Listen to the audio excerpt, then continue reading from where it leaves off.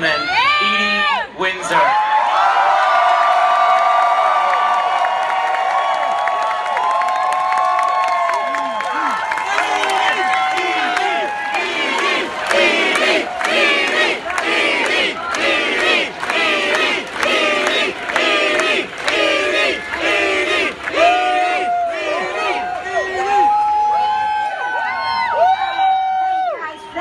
Let me talk.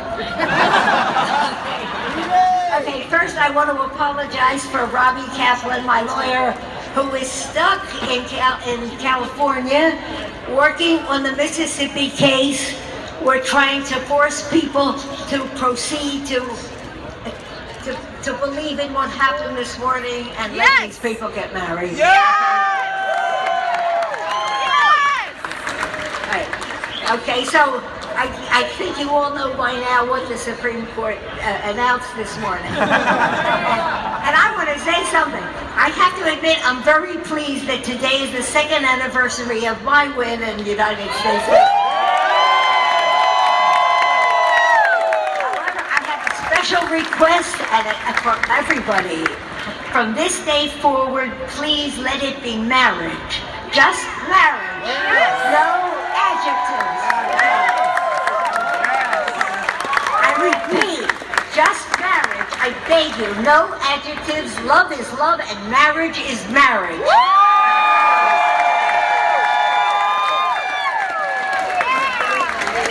Before I say anything else, I want to thank my new friend Jim Obergefell,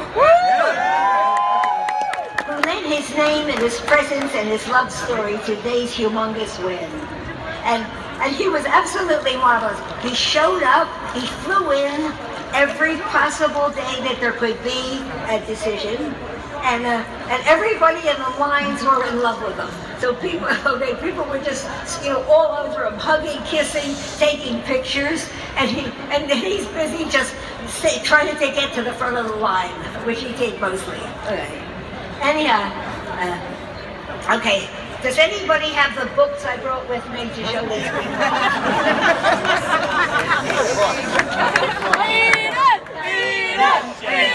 There was a thing which almost happened in the Supreme Court this time, which has never happened in the history of the court. Before this case, or these cases, there never was one of these things, okay, one of these amicus briefs with more than, there was once 3,000 signatures. I am holding up here one book of 9, each of which is double lines of signatures. This is over 500,000 signatures.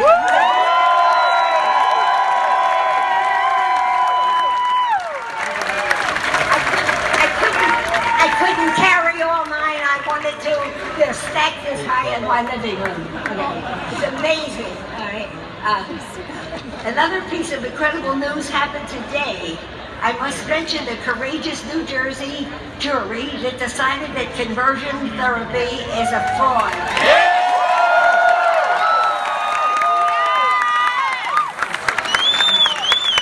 For me, I always told people to get to the clerk immediately in order to get the protections.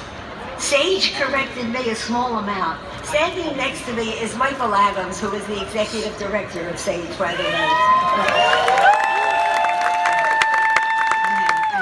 And when they corrected me, they were saying some of our elders might lose some of their current privileges. Okay, some of the things which elderly people get today, more than they would gain benefits from marriage. So we have to be careful how we advise people. And I am wearing a button. Michael's wearing a button. Okay. What happened is overnight, saying, okay, I wrote to Sage and said, I want to say something. I want to be able to say to people that Sage will rise to this, okay, and create some kind of an organization to help people, to give people information, to be open to people, okay, the organization overnight, okay, made these buttons. There are 7,000 buttons. Most of you can probably get them in the course of, is that true? Yes. Yes, okay. Okay? The name of the organization is Talk Before You Walk, which is pretty good, okay? So whether you're in trouble or not trouble, if you want to get married and you're not sure what the rules are, if you're not sure what will stop you, or if you're not sure what might hurt you to get married, okay? Sage is going to be there, okay? And the organization, and the best way to start is check out talkbeforeyouwalk.org. You got it? Talkbeforeyouwalk.org to find out what marriage may mean to you. Okay.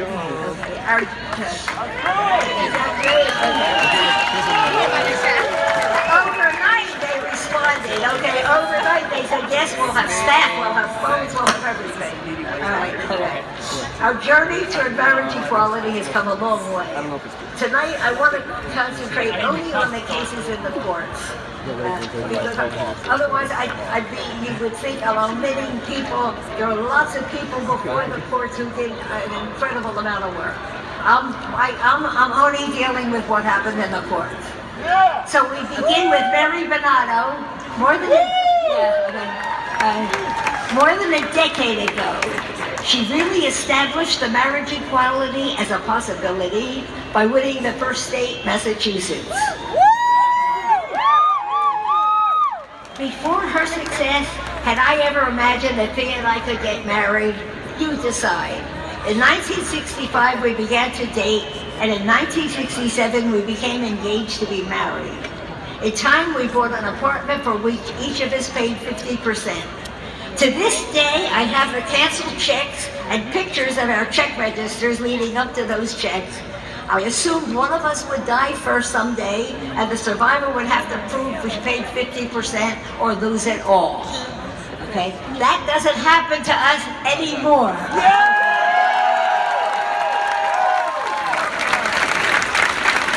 In the course of the very public wins through the courts, the GLBT have affected the thinking and feeling of large members of our straight countrymen and women who have come to see us as human beings who live and love as they do and who bring up children who play with and go to school with their children. Our faces We ourselves have come out in ever-increasing numbers, and we see each other and we love what we see.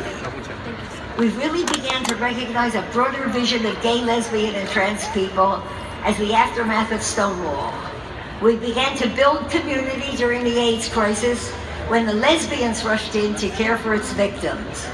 And there had been, a lot of you were too young, there was really a wall between the gay men and the lesbians up until then. Okay? Most of the big events were men's events. Occasionally, we used to look to see if there were any other women listed in the host, and sometimes there would be one couple who have become our friends over the years just from that. Okay. And then this coming out in droves in our open fight for open equality, for marriage equality. Today, the decision of the Supreme Court is that full equality in marriage is the law of our land.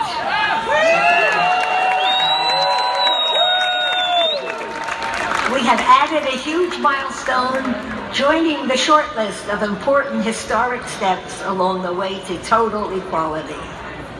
The city of Philadelphia is celebrating the 50th anniversary next week of GLBT civil rights. And its list are really the things we mentioned now, and of course it will add today.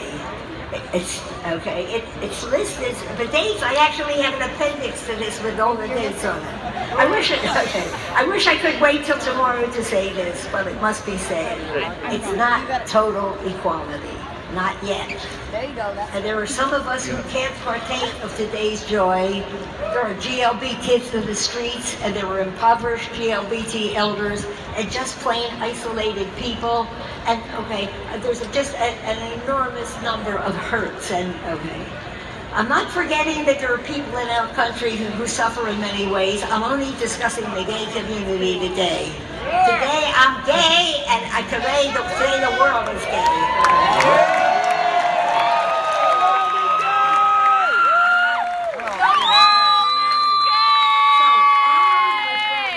Today, we enter the next phase of our move toward total equality, not just for us, for all of us. Probably each one of you there personally knows or knows of someone, somewhere between 1 and a dozen or 100 people who have contributed to our journey.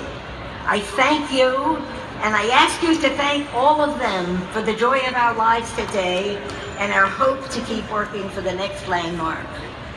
Thank you, President Obama, for your administration's role in this case.